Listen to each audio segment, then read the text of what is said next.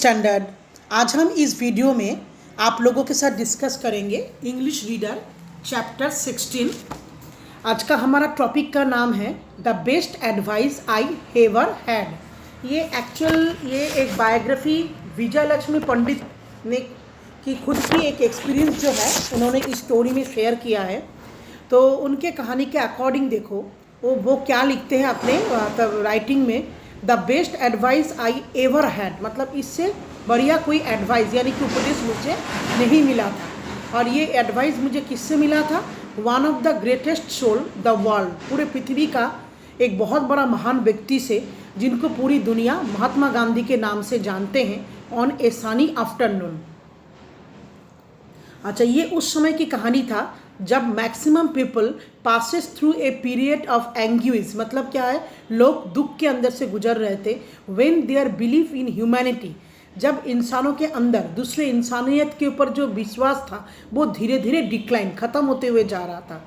I was in such a period, मैं भी उसी समय की पीरियड में थी। My husband had recently died, उस समय थोड़े टाइम पहले मेरे हस्बैंड की डेथ हुए थे। My deep sorrow over his loss, मेरे अंदर उनके बिछड़ने का बहुत ज़्यादा दुख था।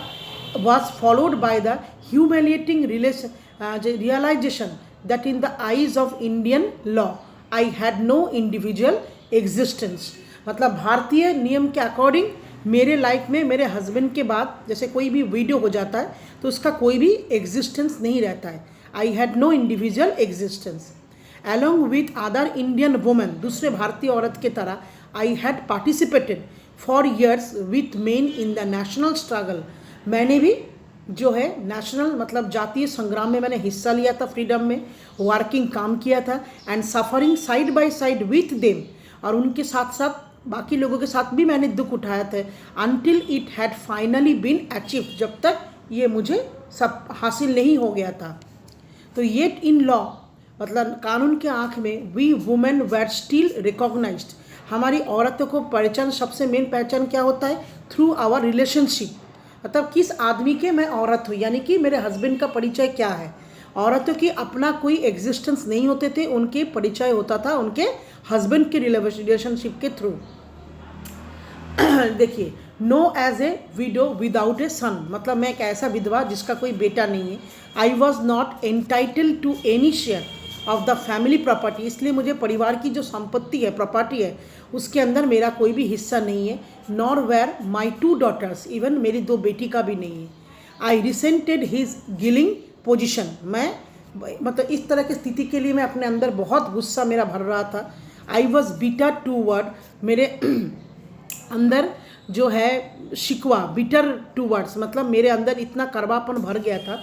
किसके खिलाफ? ऑफ माई फैमिली के तरफ, who supported his antiquated law, जो अपने घिसे पिटे नियम को फॉलो करते हुए चल रहे थे। अच्छा, एट दिस समय, उस समय, आई वेंट टू पे माई रेस्पेक्ट टू गांधी, मेरे गांधी जी के ऊपर मेरा बहुत रेस्पेक्ट था, एंड से गुड बाई, और मैं उनसे गुड बाई बोलने गया था, बिफोर लिविंग फॉर अमेरिका, छोड़ने से पहले, to take part in the, जहाँ पे मैंने एक पैसिफिक रिलेशन कॉन्फ्रेंस में मैंने हिस्सा लिया था। आफ्टर आवर टॉक, हमारे बातचीत के बाद, ही आस्क्ड, उसने मुझसे पूछा था, यानी कि यहाँ पे गांधी जी के बारे में कहा जा रहा है, गांधी जी ने मुझसे पूछा था, have you made your peace with your relatives, क्या तुम अपने रिलेटिव्स मतलब सगे संबंधियों के अंदर अपना सुख को ढूंढ लोगे? आई वॉज अमेज्ड, मैं आश्चर्य हो गया था, that he would take sides against me, जो वो मेरे विरुद्ध में बात कर रहे हैं। I have not quarrelled with anyone, मैंने किसी के साथ कोई भी झगड़ा नहीं किया था। आई रिप्लाइड, मैंने उत्तर दिया, but I refuse to have anything to do, लेकिन मैं उन हर एक काम को करने के लिए मना कर दिया था। With those who take advantage, जो हमारे ऑफ एन आउट ओन मतलब क्या होता है? पुराने घिसे पिटे नियम के धकोसलेबाजी को एडवांटेज के तौर पे उठा रहे थे। To create a difficult and humiliating situation, मेरे लिए एक दिक्कत भरे और ह्यूमिलेटिंग एम्बैरेसिंग सिचुएशन क्रिएट कर रहे थे। Gandhi ji look out the window for a moment, कुछ समय के लिए खिड़की से बाहर देखा।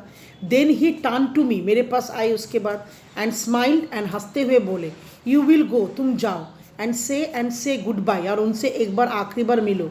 बिकॉज कार्टसी, कार्टसी का मतलब होता है सौजन्य, एंड डिसेंसी मतलब शिष्टता, डिमांडेड दिस मतलब ये तुम्हारा शिष्टाचार और सौजन्यता है जो एक बार छोड़ने से पहले उनके परिवार वालों के साथ मिलकर उनको गुड बाय बताना। इन इंडिया भारत में we still attach importance to this things, हम भारतीय लोग इन चीज़ों के साथ बहुत अच्छी तरह से जुड़े हुए होते हैं। नो आई डिक्लेयर नहीं, not even to please you will, मुझे आप इस चीज़ के लिए रिक्वेस्ट मत कीजिए। You will I go to those wish to harm me, जो मुझे नुकसान पहुंचाने के लिए आए हुए थे मैं उनसे मिलने जाऊँ। No one can harm you expect yourself. अच्छा, गांधी जी ने उनको बताया था कोई भी हमें चोट नहीं पहुंचा सकता है, एक्सपेक्ट योर सेल्फ मतलब जितनी भी चोट होता है जाने में ना जाने में हम लोग खुद अपने आप को पहुंचाते हैं, कोई किसी को चोट नहीं पहुंचाता। ही सेड स्टिल स्माइलिंग, उन्होंने मुझे हंसते हुए बताया था I see enough bitterness in your heart, मैंने देखा तुम्हारे दिल के अंदर बहुत कड़वापन है, टू कॉज यू इंजरी, जो तुम्हें अंदर ही अंदर मतलब खोखला कर रहा है, अनलेस यू चेक इट, अगर तुम चाहो तो इसको देख सकते हो। आई रिमाइंडेड साइलेंट, मैं चुपचाप शांत रहेगी। एंड ही कंटिन्यूड, और वो बोलते रह गए, we are going to a new country, हम लोग एक नए शहर में जा रहे थे, बिकॉज क्योंकि तुम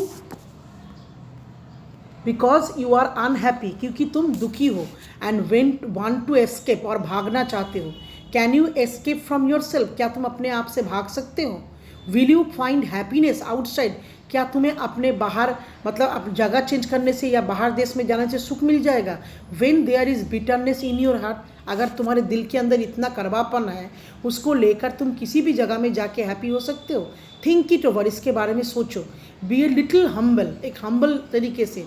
you have lost A loved one, तुमने अपना प्यारा किसी को खोया है। दैट इज सॉरो ऑनफ, ये दुख तुम्हारे लिए बहुत है। Must you inflict further injury on yourself, दोबारा अपने आप को चोट पहुँचने से मत पहुँचाओ। बिकॉज यू लैक करेज, इससे तुम्हारे अंदर साहस कम हो जाएगा। To cleanse your own heart, अपने दिल को साफ रखो। His word would not leave me, उनकी ये बात है कभी भी मेरा पीछा नहीं छोड़ा। They gave me no peace, वो उन्होंने मेरे को कोई शांति नहीं दे पाए। After some days of severe struggle, मतलब कुछ समय तक काफ़ी सारा स्ट्रगल उठाने के बाद I finally telephoned my brother in law, मैंने अपने देवर को फ़ोन किया। I would like to see him and the family, मैं उनसे और उनके परिवार से मिलना चाहता था। आई सेड, मैंने बोला बिफोर लिविंग, जाने से पहले। अच्छा देखिए यहाँ पे फिर क्या होता है। I had not been with them 5 minutes, मैंने उनके साथ 5 मिनट टाइम भी नहीं बिताया था। बिफोर आई सेंसेड, उससे पहले मेरे को समझ में आ गया था दैट माई विजिट, उनसे मेरे लिए उनके साथ मिलना उनके लिए क्या लेके आए थे, ए फीलिंग ऑफ रिलीफ, एक शांति का रिलीफ, जैसे किसी चीज़ के भार हमारे अंदर से ख़त्म हो चुका है। I told them my plans, मैंने उनको अपने प्लान के बारे में बताया। And asked for their good wishes, उनसे विशेष मांगी, आशीर्वाद मांगा।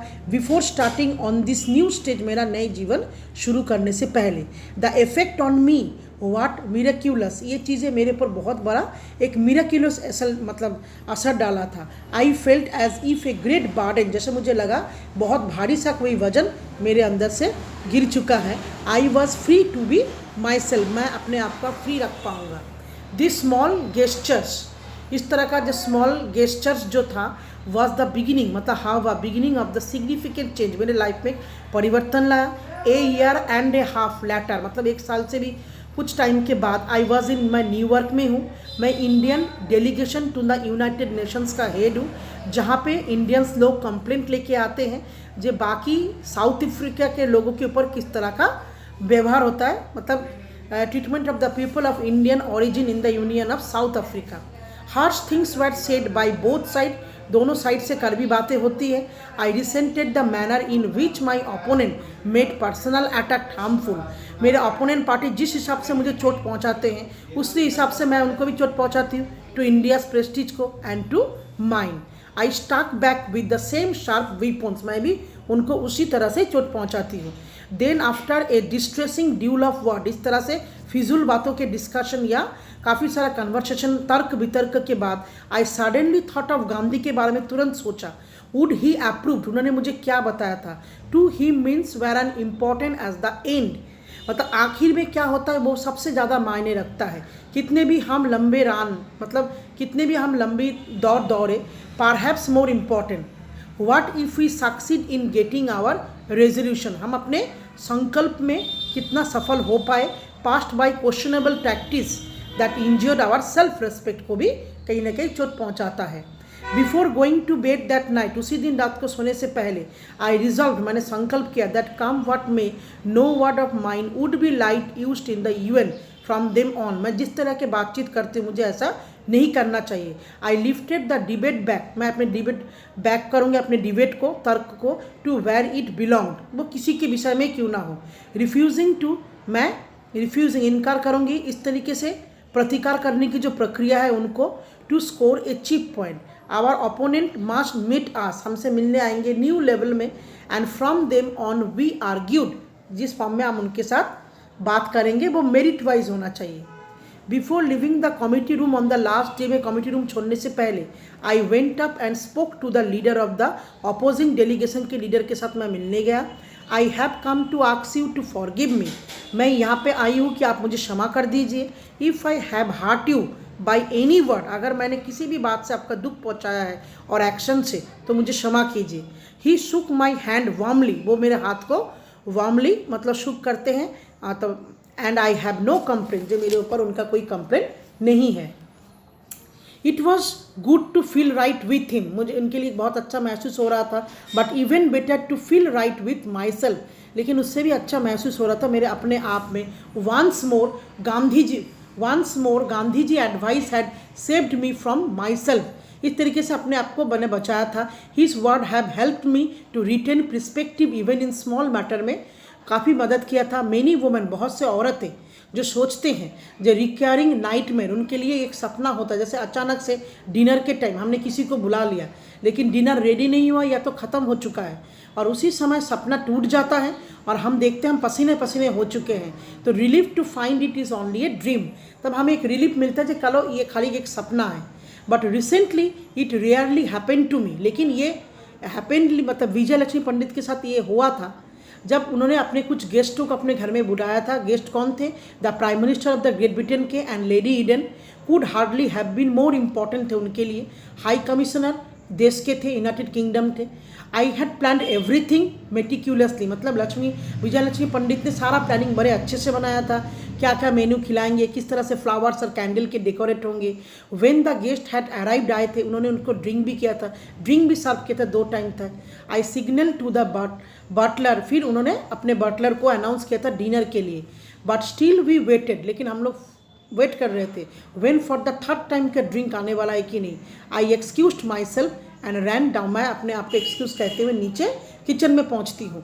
It presented A shocking site, मैंने देखा। इन वन कॉर्नर, एक कॉर्नर में स्टूड ए फ्राइटेंड, मतलब डरा हुआ एक लिटिल किचन मेट खड़ा था। इन अनदर साइड में the house keeper. At the table set my cook, at the table के पास जहाँ पे मैंने खाना बना के रखा है, वेविंग ए लैडल लेके एंड सिंगिंग, गाना गा रहे थे। Beating time with his foot, पैर भी हिला रहे थे। हिज आईज वर ग्लेस्ड, चमक रहे थे। And he was far away in some other sphere, जैसे लग रहा था वो कोई दूसरी दुनिया में खोए हुए हैं। The table was littered with pieces of chicken, फैले हुए थे। My knees fell too weak to support me, ये देखते हुए मेरे घुटने जो है कमजोरी महसूस करने लगे। But I asked in an normal voice में, मतलब गुस्से में मैंने उनसे पूछा, why is not the dinner ready, अब तक रेडी क्यों नहीं हुआ। But it is ready madam, ये रेडी हो चुका था। My cook chanted already everybody sit down, बैठ जाइए, सबको बैठने के लिए बोलिए। आई वॉज फ्यूरियस, मुझे और भी गुस्सा चढ़ा। It was on the tip of my tongue to say, मेरे जुबान पे ये बात आ गया था, मैं उनको बोलूँ जो तुम लोग यहाँ से डिसमिस हो जाओ। When I thought of the council that had claimed me, लेकिन जब भी मैंने उस गांधी जी की काउंसिलिंग वाले बातों को, वर्ड को याद किया, तो मेरा मन जो है शांत हो गया। इफ़ आई लॉस्ट कंट्रोल, अगर मैं अपने आप के कंट्रोल छोड़ दूंगी तो I would only hurt myself, मैं अपना ही नुकसान पहुंचाऊंगी। I pulled myself together, मैं कैसे भी करके अपने पावर पे इकट्ठा करके उसकी तरफ गई। Let's get something on the table के ऊपर पड़ा हुआ था, मैंने पूछा। I said everyone pitched in, हर कोई गाना गा रहा था। The little food serve was not quite what the menu describe, जैसे मैंने बोला था उस हिसाब से कुछ ही खाना पड़े हुए थे मेन्यू के। But when I told my guest को बताया what had happened, there was a chorus of surprise हो गए। If this is what your cook gives you when he is drunk, मतलब जब वो ड्रंक कर रहे थे, जो खाना बनाया गया था सबने मिलके खा लिया था। समवन एक्सक्लेम, किसी ने दावी किया था, what must be provide sober, अब हम उनको क्या दिखाने के लिए। The relief in my daughter must have sounded a little hysterical, my perspective resorted, I realise that a dinner party however important is not the pivot of the existence.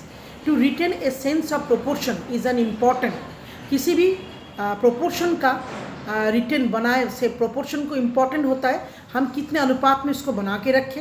able to keep one's heart, दूसरों के दिलों में और उसके दिल में नफरत न पले।